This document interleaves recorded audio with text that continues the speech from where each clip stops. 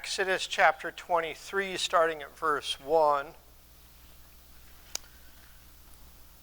And Pastor, could you open a word of prayer? Lord, we're so glad to be back together here with the brethren on the first day of the year. For the first Sunday of the year, we ask your blessing as we look into your word now. In Jesus' name, amen.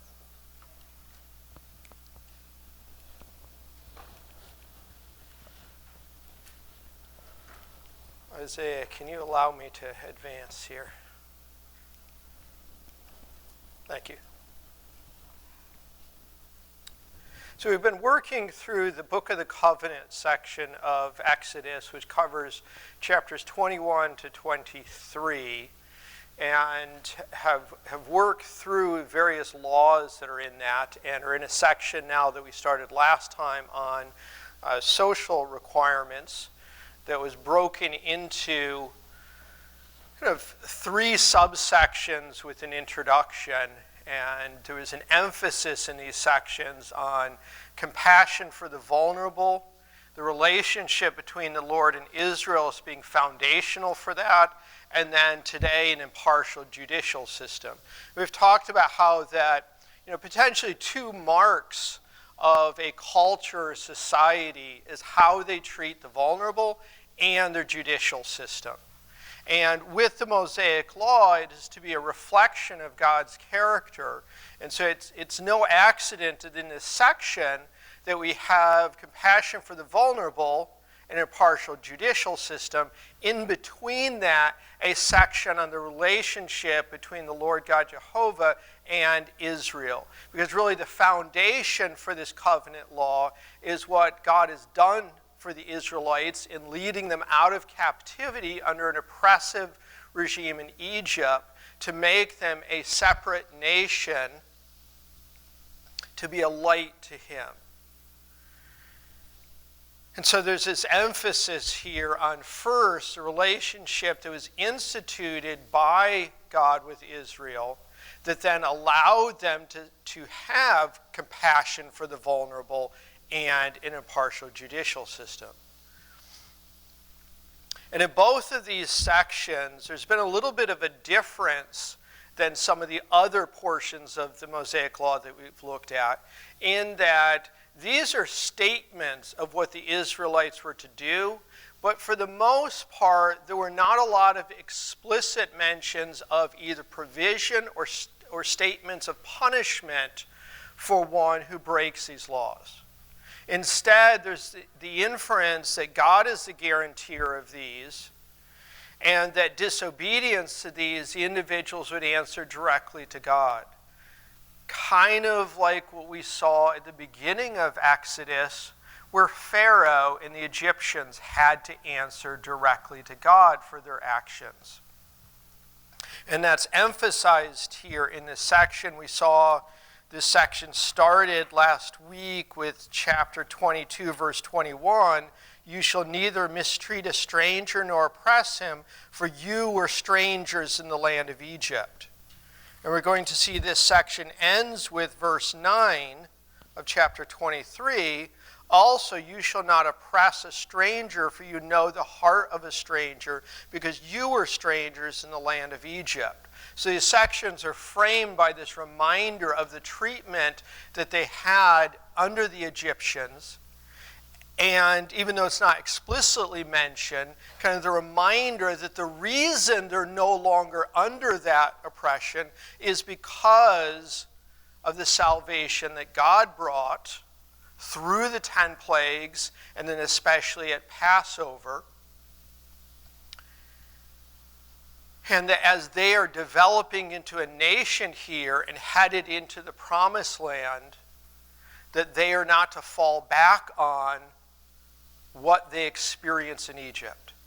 They are not to develop a government system, a culture that's based on the same values and the same false gods and the same mistreatment of individuals as Egypt was. They're to be different. And that's emphasized here in that the compassion for the vulnerable starts with that statement, and then the impartial judicial system ends with that same statement to kind of show these work together.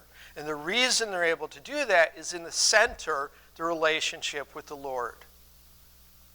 So starting in 23, verses 1 through 3, you shall not circulate a false report. Do not put your hand with the wicked to be an unrighteous witness. You shall not follow a crowd to do evil, nor shall you testify in a dispute so as to turn aside after many to pervert justice. You shall not show partiality to a poor man in his dispute. So here the emphasis on the importance of a judicial system that's based on honest and impartial testimony and honest and impartial witness. The foundation, or kind of the root of this, comes from the Ten Commandments. As we've seen throughout this book of the covenant, these laws are typically an expansion of those first 10 principles or laws that were given in chapter 20.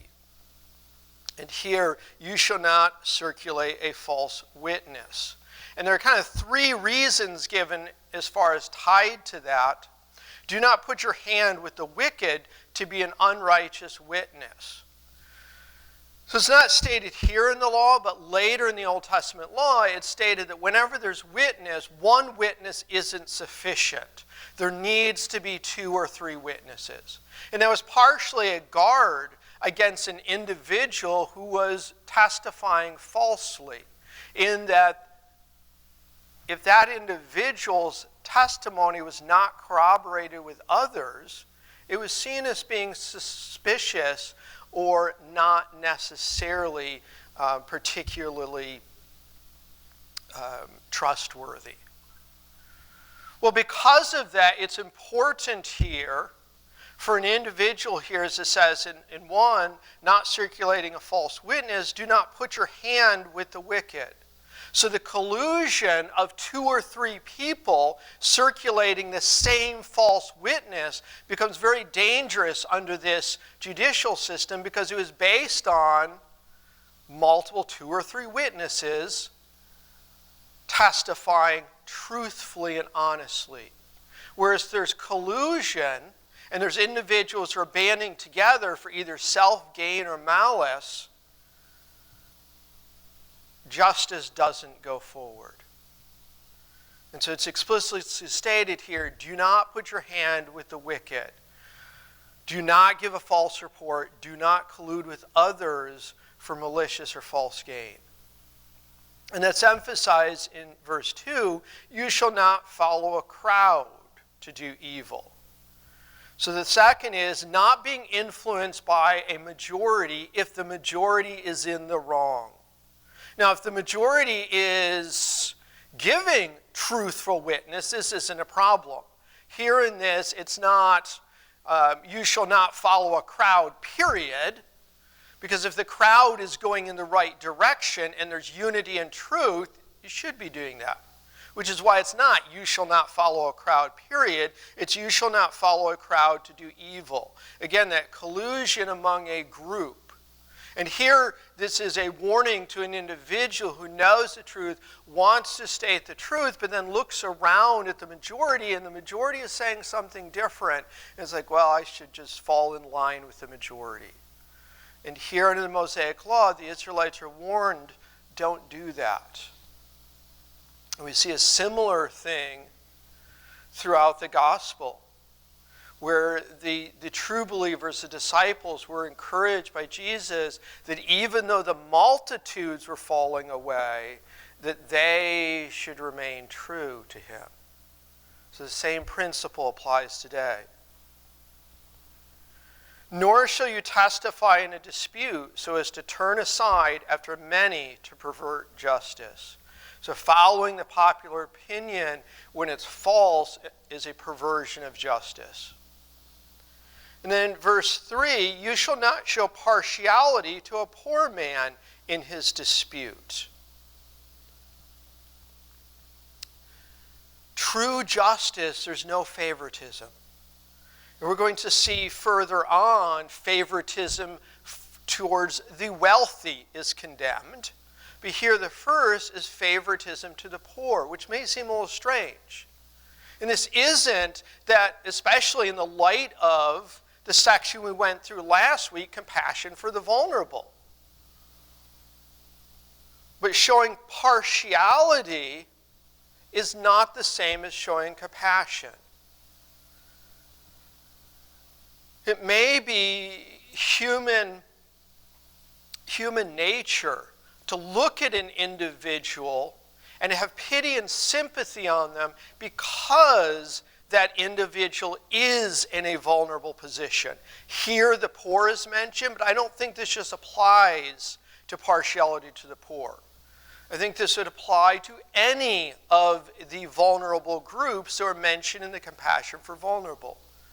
So an individual of a weak social economic status, whether they be poor or whether they be any group that would fall into that, as far as the groups who are mentioned in the compassion for the vulnerable, orphans, widows, foreigners, the poor, as far as examples for that.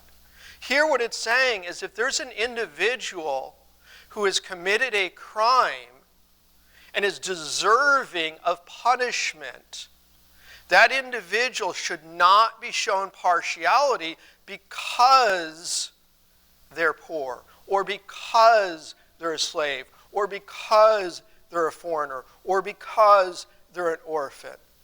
Those individuals we've seen in the section before this should be shown compassion, but they shouldn't be given a free pass to do evil. And sometimes it's human nature to look at an individual and say, well, you know, that person had a poor upbringing and that person is poor, so it's okay that they stole that from somebody who is wealthy. Well, no, that's not justice, that's favoritism.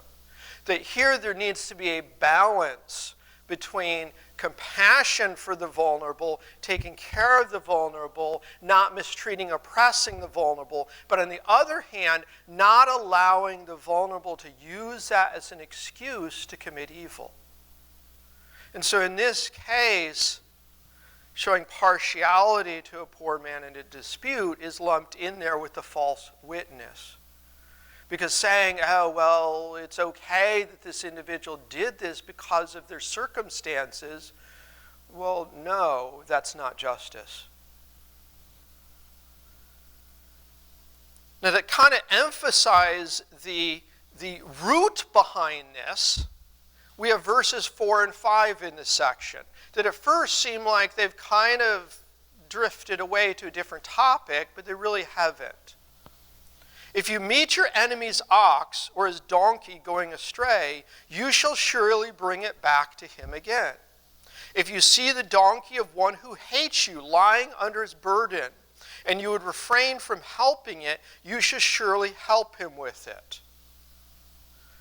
So here in verse 3, it's saying no partiality to the poor, but it's also emphasizing that the root and the purpose of that is justice, not self-gain. That there needs to be false reports cause division, not unity. And so in verse 4, if you meet your enemy's ox or his donkey going astray, you shall surely bring it back to him again. Well, it might be, again, human nature to see that animal, that livestock going astray and being like, oh, I recognize that. That's so-and-so's. That individual is poor. I will show them partiality by helping them and bringing their donkey back. Oh, that donkey is my enemy. I don't like that person. I will not help them. So it's really emphasizing and showing that balance, that justice isn't showing favoritism and picking and choosing. I will be nice to these people because they're easy to be nice to. I will not be nice to these people because it's easy to not be nice to them. It's showing that the root of this law is God's love. And God's love both manifest in terms of mercy towards us, but also justice. in that justice is giving love to the victim of a crime. Mercy is giving love to somebody who maybe deserves punishment. And those here are balanced in this law. So the root here is it's a reminder that justice is an act of love, not an act of partiality or favoritism. And that if one finds belongings of somebody, and here it's livestock, but it really could be applied to anything, that is the property of that individual, and if it's in your power to return it to them, you return it to them regardless of whether they are your friend or your foe. And doubly so in verse 5, if you see the donkey of one who hates you lying under its burden. So you see an animal that belongs to somebody you don't like, has fallen under their burden, and is having difficulty getting up, you should not leave that animal in distress because it belongs to one who hates you. That's not impartiality. That donkey doesn't deserve to suffer. Help the donkey, help the one who you hate. Martha.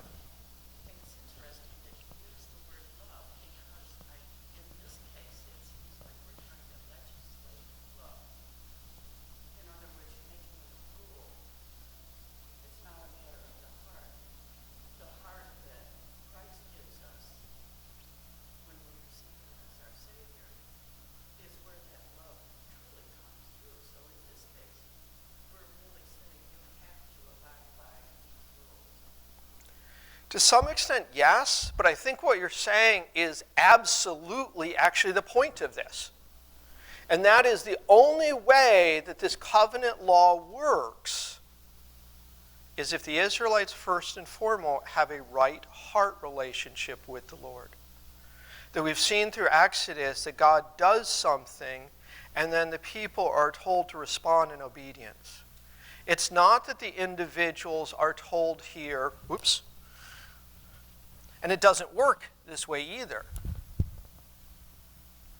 If you meet your enemy's ox and his donkey going astray, you should surely bring it back to him. You should love him so that you will gain God's love. If you see the donkey of one who hates you lying under its burden, and you would refrain from helping it, you shall surely help him with it because you will gain favor with God and you will avoid this penalty. I think part of the reason why this section has no statements for enforcement and no stated punishment is because what Martha's saying is the true foundation for this, in that it's not a matter of legislating love.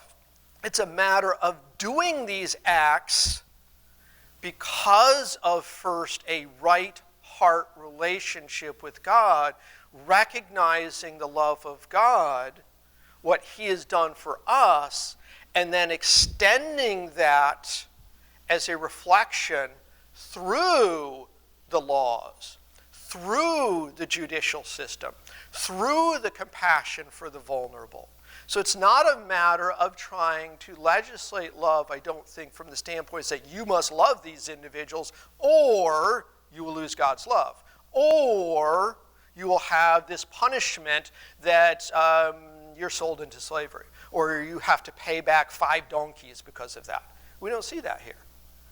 And I think the reason is because it's understood that the foundation is that relationship between the Lord and Israel here, or in the New Testament application, between Jesus Christ and the believer, of what he's done for us first, and the outward reflection of that is not to follow human nature, which would be to be like, I don't see anything here. I don't see their donkey in distress. I'm busy. I've got other things to do. I got text here. I didn't notice anything. I'll just keep on going. But it's to stop and take care, not because there's a threat of stated enforcement or punishment here, but because of that right relationship. Does that kind of make sense with your thoughts? I think you're absolutely correct in that that is the foundation.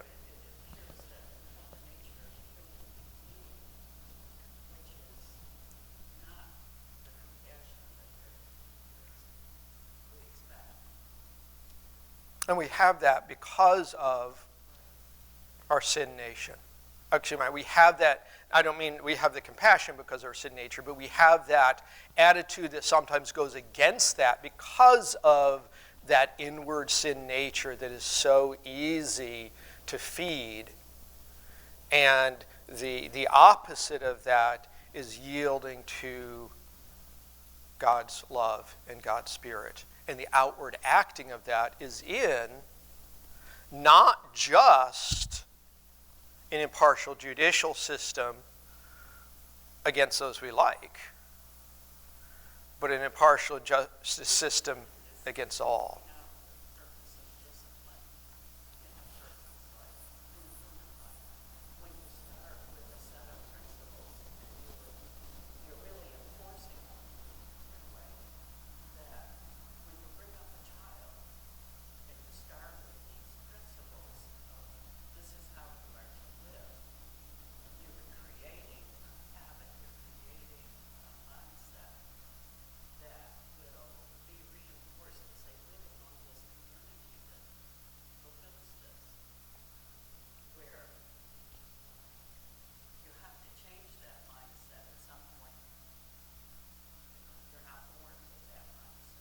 Right. And it's important that, like you're saying, that be something that's infused in the culture from the beginning, the earliest ages to the oldest ages, rather than something that's like, oh, well, this is only important when you're older. And then additionally showing as an example the older individuals as far as examples of doing these things. And a specific example here is kind of the back-to-back contrast of not show partiality to the poor, but also not showing partiality to those who you hate, who are in distress. Steve. I'm also sensing a difference too in those other sections when there was a penalty. It seems like it was because a person overtly premeditated did an evil, bad thing. And over here, the situation wasn't caused by this person. They're just not going out of their way to be helpful. So I think there's a different degree maybe of neglect here. Right, yeah. Well, and not even necessarily neglect, but a lack of compassion. Or the other somewhat difference is this somewhat deals with, like Martha pointed out, an attitude of the heart. We saw in the Ten Commandments that one of them, the last one, addressed an attitude of the heart. All the others are ones that to some extent we can recognize from the standpoint of being able to legislate. You do this action, you murder somebody, there's this penalty. But then we get to the end about coveting. How can you have a law against coveting? How would you ever enforce that? How would you know? And expanding that further, how does a culture, how does a government, how does any authority make laws and legislation against heart attitude? You really can't, because how is that judged? The only one who can judge that would be God. The only one who could judge that would be God. There would be no human judges who would be able to judge why you didn't help that donkey who was under the burden. And so I think that's partially why there isn't that stated human enforcement, because the foundation truly is the heart attitude. The foundation truly is going back to that. If you're not coveting your neighbor's donkey, regardless of whether that donkey is owned by somebody you like or you don't like, you're not going to have trouble when you see that donkey wandering off, helping return it to the neighbor regardless, because your heart attitude is one of true impartiality, where that donkey doesn't belong to you, or whatever that possession is. And so it's like, well, I want justice to go forward, the heart attitude. And that is even more so we see in the New Testament. As we've talked about here, the Mosaic Law has ended. The Mosaic Law was specific for specific people at a specific time. And there's still value in it, principles we can learn from. There's things we can learn about the character and nature of God. But believers in the church age aren't held to the Mosaic Law. But if we look at what we are held to, we'll see the same principles, and we'll see a much higher standard. If we think about how Jesus talked about the law in the New Testament, as far as the law says this, but I say this. The law says thou shalt not kill. I say don't even hate. And notice that murder action is an action that you can have a law against, that you can have judges, human judges, determine guilt or innocence and apply a punishment. But hate, how can you legislate that? You have a law. Thou shalt not hate your enemies. Thou shalt not hate anybody. How would you enforce that? How would, think about our judicial system. How would you're called up for a jury and 12 of you are deliberating with a person on the stand is guilty of a heart attitude of hate? Not an action, but their heart attitude. You can't do that. Now, if that individual acts on that hate and commits murder or commits some other action, that could be ruled on. But that heart attitude, but that's the standard that God is calling us to as believers, is get the heart attitude correct, going back to Martha's first comment, and then the acts of love, the acts of justice follow easily from that.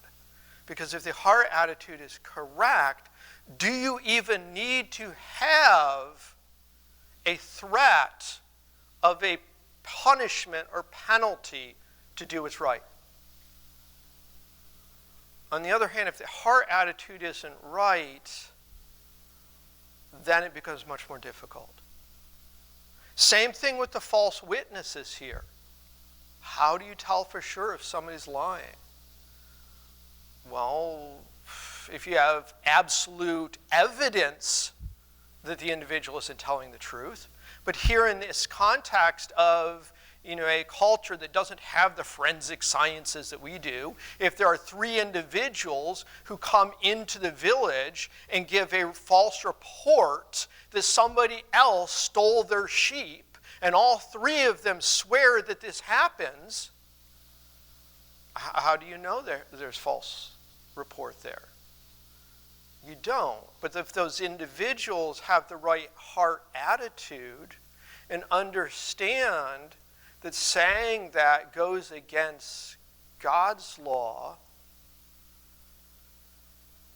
and their heart attitude is one that is in line with verses 4 and 5, is somebody whose heart attitude is, if you meet your enemy's ox or his donkey going astray, and you shall surely bring him back. If you see the donkey of one who hates you lying under its burden, and you would refrain from helping it, you shall surely help him with it.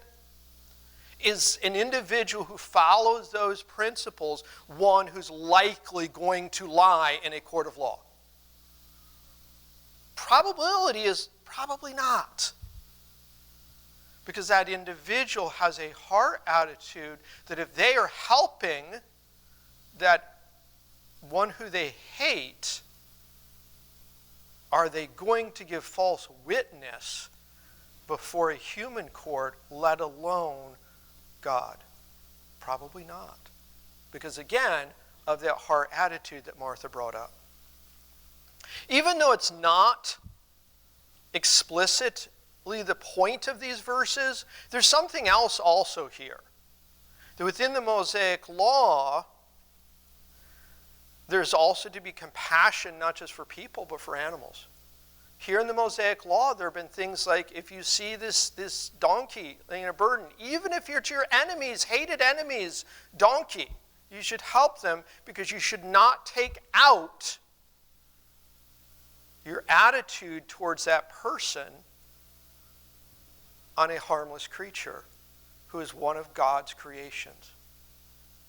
We see that even in the Ten Commandments, where specifically the Sabbath is to be a day of rest, not just for people, but for animals. There is in this a recognition that humankind in the Garden of Eden were supposed to care for and take care of the garden and the animals, God's creation, not abuse and oppress God's creation.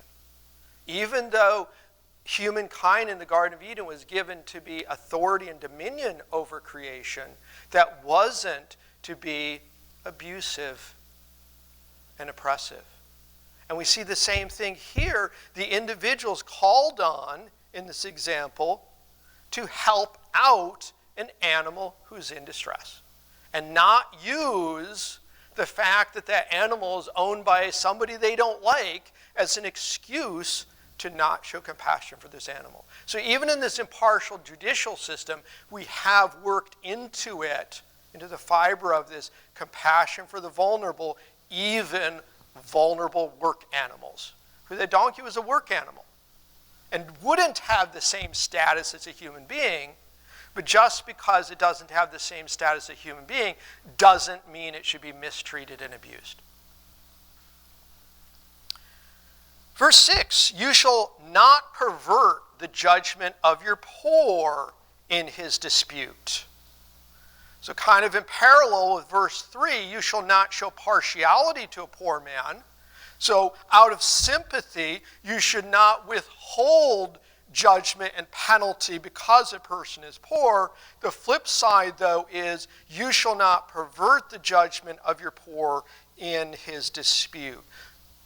Don't discriminate based on wealth. The poor deserve justice just as much as the wealthy do. It'd be very easy to show favoritism towards the wealthy because maybe they're going to appreciate your favoritism by giving you handouts and money and gifts and whatever.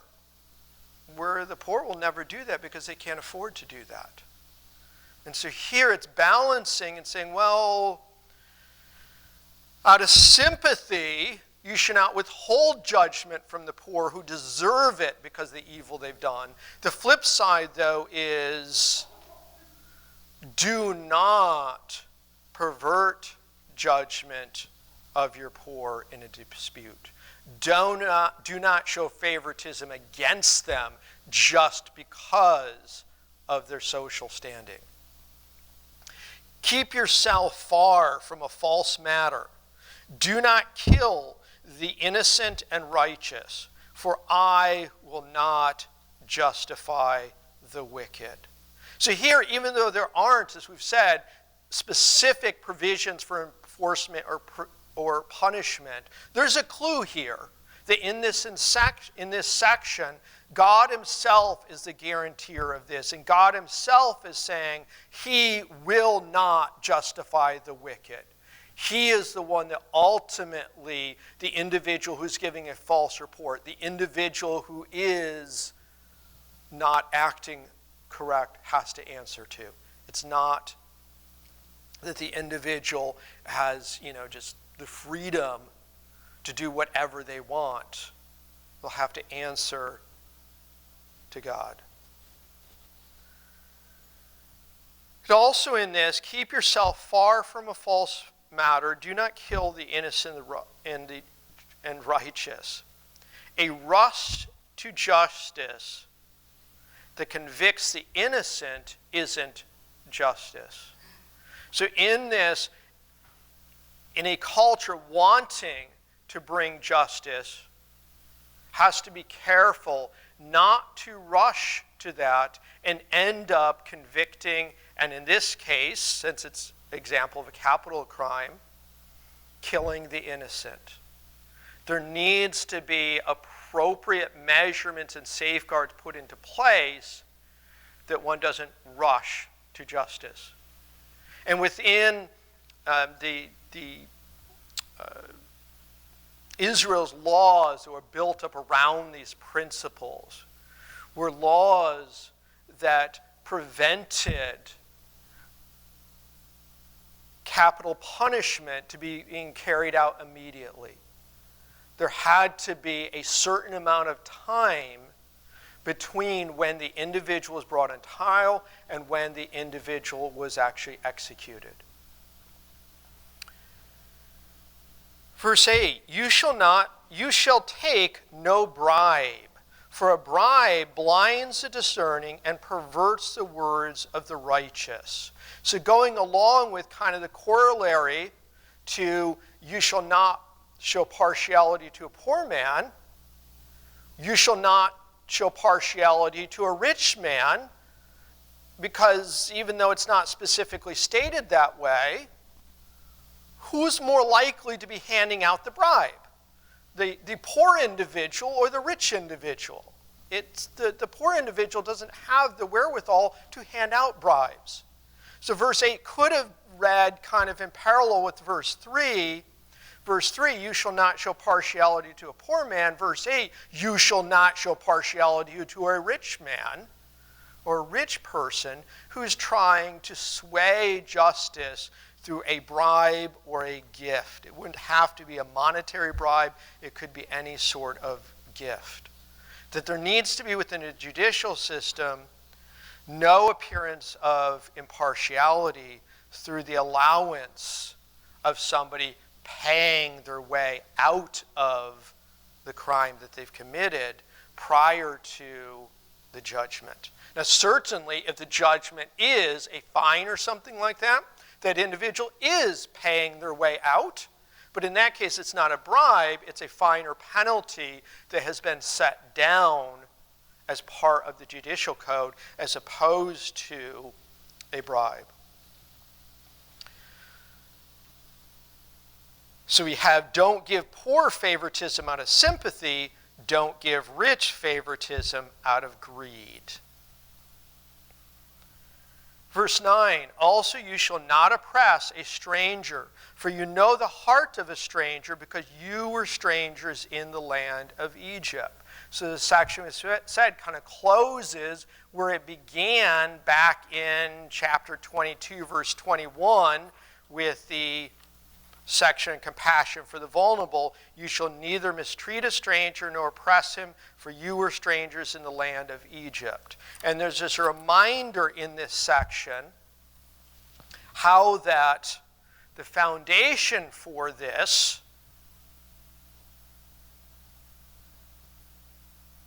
is first and foremost what God did for the Israelites. Because keep in mind, this covenant is a covenant that in that culture they would have recognized as being a vassal covenant between a stronger kingdom and a weaker kingdom that was always initiated by the stronger kingdom first doing something for the weaker kingdom and then laying out this covenant agreement that that relationship would continue. And here's how it was to continue. And that the reason God is giving this covenant is because the Israelites have agreed to this because of what God first did to them. I actually skipped over this slide earlier, so it's kind of out of where I wanted to put it in, but that's okay. It's not a bad place to end on. in kind of the middle of this impartiality to judicial systems, in 4 and 5, we had that section of, if you meet your enemy as ox or donkey going astray, you shall surely bring it back to him again. It feels a little bit out of place, like I said. Kind of the New Testament corollary to that is Matthew 5:44, and it's also in Luke. But I say to you, and Jesus is talking here, but I say to you, love your enemies, bless those who curse you, do good to those who hate you, and pray for those who spitefully use you and persecute you. That's the same principle that's being emphasized here in the Mosaic Law for the Israelites, in the middle of the impartial judicial system. And that is not saying in Matthew 5, nor is it saying in the Mosaic Law, but I say to you, love your enemies, ignore justice, allow people, whether they're your enemies or not, out of love to do evil. Do good to those who commit murder and who do evil.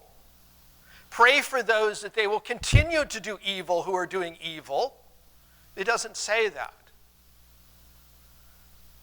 That if we look at the context here in the Mosaic Law especially, very clearly there are standards laid down that people are to follow, and very clearly under an impartial judicial system, regardless if that individual is rich or poor, that individual is to face that penalty. Whether it be capital punishment or whether it be a fine or whatever that punishment is, that is to be a fair punishment. We already saw the eye for eye principle that said that whatever the punishment is, it has to fit the crime. It isn't throwing that away. It isn't saying that in loving your enemies or loving the poor, you allow the poor to do evil, you allow your enemies to do evil. But the flip side is also that the root of this is a heart condition. That Jesus is saying in Matthew 5, I say to you, love your enemies, bless those who curse you, do good to those who hate you, pray for those who spitefully use you and persecute you. That isn't an attitude of allowing evil. That's an attitude of both justice and compassion.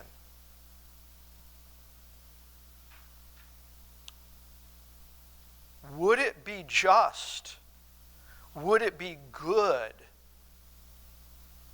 to allow an individual who is a murderer to go free and murder again? It wouldn't be under the Mosaic Law. It wouldn't be under really any human law. I think it'd be hard-pressed to find even the worst culture on earth today who does not have laws against murder and who would not see it good to punish that. So I say to you, love your enemies, bless those who curse you, do good to those who hate you.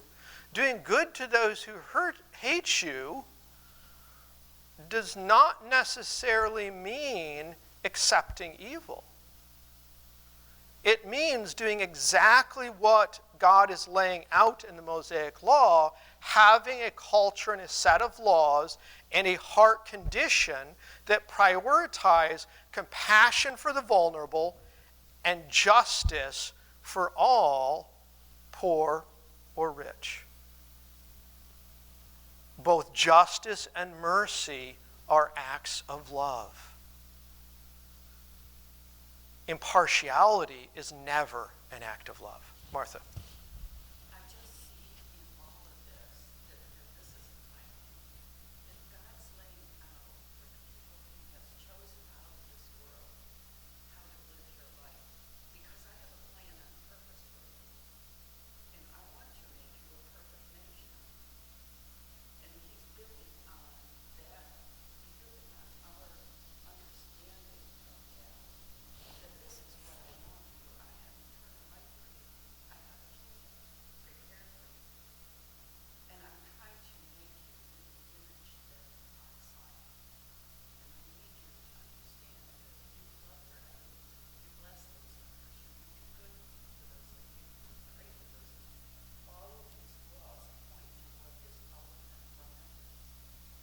And in that, and I would agree with that, and in that, just as the Mosaic Law was to be a reflection of God's character, his people are to be a reflection of his character.